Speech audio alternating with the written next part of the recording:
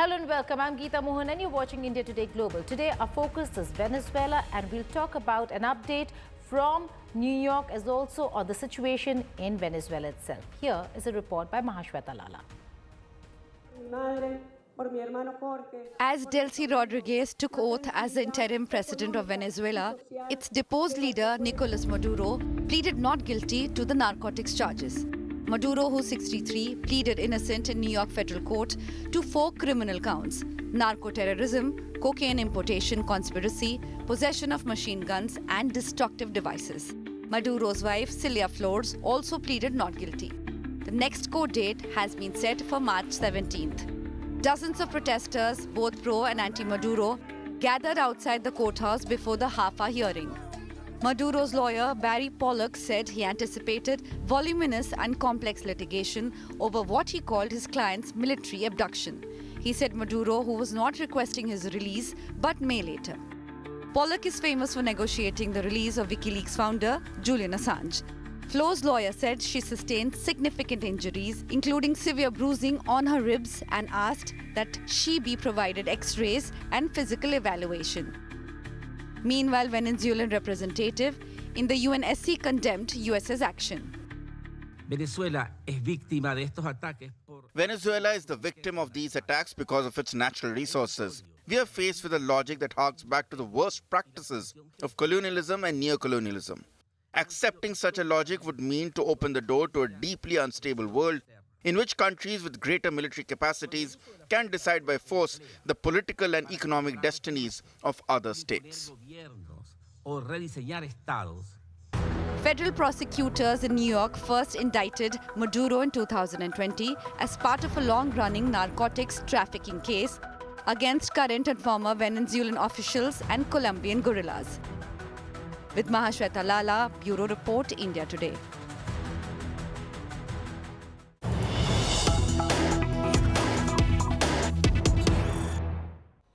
Venezuela is a developing situation, but ramifications and repercussions of of America's decisions will be felt far and wide. I'm being joined by the person who presented his testimony at the United Nations Security Council discussing U.S. actions in Venezuela, Professor Jeffrey Sachs, renowned American economist and political analyst. Thank you so much for joining us here on India Today Global. It's a pleasure. Thank you. Professor Sachs, you spoke at the UNSC on U.S. actions in Venezuela. You spelled out America's plans of regime change through presidents, not just Trump. You have globally exposed the regime change playbook of the U.S. How has this action of Trump changed the rules-based order? Well, there is no rules-based order. That is a fairy tale of the United States. Anybody who believed that in the last 25 years wasn't paying attention. The United States is governed by a military security apparatus. The CIA, the Pentagon, other security agencies largely drive American foreign policy. And one of the pillars of American foreign policy is regime change, either through wars or through so-called color revolutions or through assassinations and coups. There are many ways to change a regime. In the case of Venezuela, the United States has been trying to change this regime, which it doesn't like, because it's a left-wing regime, because it deprives American oil companies of what they want. And for that reason, the United States has been trying to change this regime or this government for more than 20 years. It has used many different attempts. An outright coup attempt in 2002, stoking protests in 2014, draconian economic sanctions in Trump's first term. And finally, Trump said, okay, we're just going to overthrow this government by military means. But it's not happening the way the United States wants. They kidnapped the president, but they did not change the regime. And most American regime change operations actually fail. They certainly fail to achieve the political outcomes that the United States seeks, but they often fail to change the government. And it remains to be seen what's going to happen in Venezuela. In the meantime, it's important to note that President Trump is basically out of control right now. He's making demands and threats to countries all over the world, to Iran, to Nigeria, to Denmark with its Greenland territory, to Colombia, to Mexico. So this is a fast developing situation, Right. and not a happy one. Right, we will talk about the Greenland question, but before that, do you buy the premise that the action was carried out to take out a drug lord, or does it have to do with oil, power, supremacy? Many have also said that Maduro provoked him with the televised dancing and mockery of Trump. What do you think are the primary reasons or provocations over here? And we've seen visuals over here. Did you anticipate, and I've been watching your interviews, your conversations, you must have anticipated all this, the movement, the action, but picking up a president from Venezuela and bringing him to American soil, did you anticipate that? Well, I anticipated some kind of violent action by the United States. They do kidnap presidents. President Aristide of Haiti was kidnapped by the CIA about 20 years ago. He was marched to a plane with an unmarked tail, and he was flown 23 hours to the Central African Republic, where he was dumped. In this case, they kidnapped the president of Venezuela and brought him to New York City, my home, in fact. What will happen next remains to be seen. If we still have the rule of law in the United States, a judge should not look kindly on the U.S. government kidnapping the president of another country and bringing him forcibly to the United States. So we'll see what the judiciary actually does, whether there is an independent judiciary still in the United States. This is a question. But it was clear that the United States was going to take some kind of violent regime change operation. And I just would like to share an interesting anecdote as part of this. In Trump's first term, in September 2017, in his first year of office, on the margins of the UN General Assembly in September of 2017, Trump had dinner with a number of Latin American presidents. And he said, even then, so we're talking basically about 8 years ago, he said, why don't I just invade Venezuela? So my point is that this is something that has been on the minds of the U.S. Security state for a long time. In that dinner 8 years ago, the Latin American leaders talked him down, said, Mr. President, that's not a very good idea. It could create a lot of instability. It might not be helpful for you and for the United States. Well, this time he didn't seek advice or listen to advice. He just took his foot off of the brake on our military machine, and they went after it. But we're in very early days. Jeff, what's the intent here? Drug trafficking, doing away with drug traffickers, or is it oil and supremacy? It is two things. One, any left-wing government is a target of the United States. So this is decades and decades of regime change operations in the Western Hemisphere when there is a left-wing government. So this is part of it. And this is a left-wing government. But the second target is oil, obviously. Venezuela has vast oil reserves. In fact, on the official proved reserves data of the U.S. Geologic Survey and other lists, Venezuela's proved reserves are the largest in the world, even larger than Saudi Arabia's. Of course, they're not as economical. They're heavy oil, but they're nearby the United States. We have the refineries in the southeast of the U.S. Trump, he's a maniac. He looks for oil. He says, well, that's ours. It's like a child, frankly, but it is part of a deep state which has wanted to overthrow this government for a very long time. Has he pleased the deep state? Because, you know, we hear of a lot of problems between the deep state and Trump. Has he been able to please the deep state here? Well, the deep state runs the United States foreign policy, not presidents. The presidents come and go, but the deep state remains the deep state. And that's why you have in every administration, think about Bush Jr. in the first years of this century, the invasions of Iraq. Then Obama, who seemed to be a very different person, but he launched the CIA operation to overthrow the Syrian government. He led the NATO operation to overthrow Muammar Gaddafi. He oversaw the U.S. operation to overthrow the president of Ukraine in February 2014. So he didn't change very much. Then came Trump. Trump used various means in Venezuela to try to crush the economy.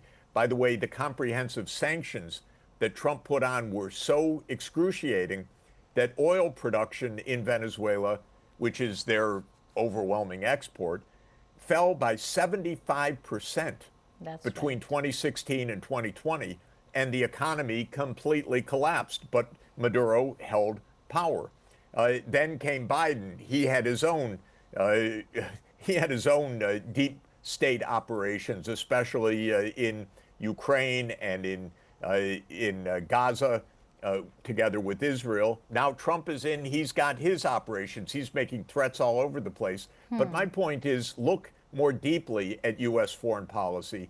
While Trump is an aberration in certain ways, and if you'll pardon me, in the vulgarity of it, in the explicitness of it, in the open threats, this is how American foreign policy has worked for a very long time. It should not work this way. This is very dangerous. It's against international law. It is not a success story of the United States. It has cost us trillions of dollars. It has cost millions of lives. It does not produce the results that the U.S. deep state wants, but it is their modus operandi. Right. What is more egregious to you, Trump's actions or muted response of the international community? Well, the response of the international community is interesting. Most countries don't really want to raise their heads because they don't want to be next. If in Europe, these are basically vassal states, almost occupied countries, I have to tell you, because the U.S. military bases are all over Europe. Europe views the United States as its protector against Russia. This is a little ironic because the United States is actually the biggest threat to Europe right now, not Russia. Trump is talking openly about basically invading or taking over Greenland, which is a territory of Denmark. And in fact, European leaders made a statement today, extraordinary, saying that Greenland belongs to Denmark and don't touch it. Can you imagine Europe having to tell the United States, don't invade us? But this is what it's really come to. So the reactions, a few leaders have been very forthright. China, very, very straightforward. This is against international law. It is a flagrant violation of international law. The Russian Federation, the same way. Two big superpowers speaking quite plainly. The Mexican government has spoken clearly that this is a violation, but Mexico, poor Mexico, on the border of the United States and being threatened directly by Donald Trump. Brazil, another major country, a partner of India in the BRICS, President Lula was very, very clear that this is a gross violation of international law and a threat to the peace and a threat to Latin America. So you see the reactions of countries that can afford to make those reactions, and then you see a lot of the world leaders just trying to keep their head down so they don't get Donald Trump's animus right now. Right, that's absolutely right. But President Trump also said that that America is going to control Venezuela till the time there is a smooth transition of power. Could this, Professor Sachs, be Trump's Vietnam or Afghanistan moment? I very much doubt that the United States is going to control anything in this. How can they? This is a big country. They don't want to be a slave of the United States. They don't want to be a vassal of the United States. There are many people who want good relations with the United States. In fact, many people who would be thrilled for the U.S. to take over. A lot of the upper class and the lot of people who have suffered from the economic sanctions, actually, of the United States and from other causes of the economic collapse in Venezuela would welcome the U.S. But the fact of the matter is there's a lot of opposition to the United States running this country, and I see no prospect for that actually happening. Usually, when the United States makes a regime change like this, the result is instability on a prolonged basis. That's right. Often quite deep instability, even civil war in some cases, like in Libya, a regime change operation followed by a civil war. This could happen in Venezuela. Often it's coups or assassinations or ongoing economic crisis, but very rarely do you kidnap a president, say we're going to run the country, and that it works out according to this somewhat fantastical idea of Mr. Trump. You've already warned that Greenland could be next, but I have to ask you this. What next? Panama, Colombia, Mexico, Greenland. Katie Miller, Stephen Miller's wife, had put out a post with the American flag over the Greenland map saying soon. And Trump reiterated the same thing. So is Greenland next? My fear is that Iran is next. Keep an eye on Iran. The reason is that Israel is obsessed with Iran, wants to overthrow the Iranian government, and the United States, for reasons that are not 100% clear, I have to say, is basically beholden to Israel. The United States fights wars that Israel tells the United States to fight. It's very, very dark, actually. And so when Netanyahu came to Mar-a-Lago last week, just around New Year's, they made a joint statement basically saying, Iran, you're next, or you could be next. And Trump has said that with protests in Iran, if the government cracks down on the protests, we are basically locked and loaded. We're ready to fight. Well, this is clearly a typical deep state provocation. In other words, we're lining up the arguments, the human rights argument. We're going to go in and invade Iran to protect the people of Iran. This is a standard playbook. And so this is where I would expect the possibility of a real global explosion. And I would give a warning. That one will be hotter than Venezuela if it happens. It would be potentially disastrous because while Venezuela is in the American geographic neighborhood and China and Russia don't want to take on the United States in the Western Hemisphere, Iran is in the middle of a lot of major powers, and Iran is itself with hypersonic missiles and a capacity to do a lot of harm and a lot of damage, and Israel is a nuclear-armed country. All in all, it's a recipe for potential disaster, and sound heads should be saying to the United States right now, stop it. This is not a joke. This is not a game. This is not appealing to your base. This is not social media. This is not some play. This is reality, and stop it before things get out of control. Right. Trump has threatened Iran, Mexico, Colombia, obviously Venezuela, Denmark, Nigeria in the last couple of weeks. A president of the United States making dire threats against half a dozen other countries. He's also saying that the government of Cuba is about to fall. All of this is just like lighting the fuse all over the place, and things could get really, really dangerous. And so world leaders need to wake up. You know, it's interesting with the Europeans in panic over the statements about Greenland.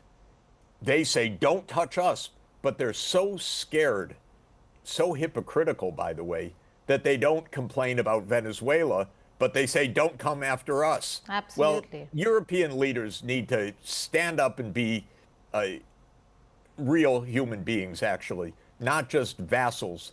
And they have to say it's not right in Greenland, but it's also not right in Venezuela. It's not right in Iran. They have to stop playing the subservient vassals of the United States. Or Gaza, for that matter. You know, they woke up and voiced concerns for Ukraine, but when it came to Gaza and now Venezuela, they're really not speaking the way they spoke earlier and the way they were pushing America to fight the battle. But coming back to the reports that we saw earlier about Khamenei moving out of Iran and going to Russia, is Putin becoming the global savior here? Whistleblowers from America, Assad from Syria, and now maybe Iranian leadership. I haven't actually seen the news because I've been traveling, so I don't know any details of what's happening specifically in Iran in the last 48 hours or in the most recent days. But I believe that we already have heard the threats very clearly.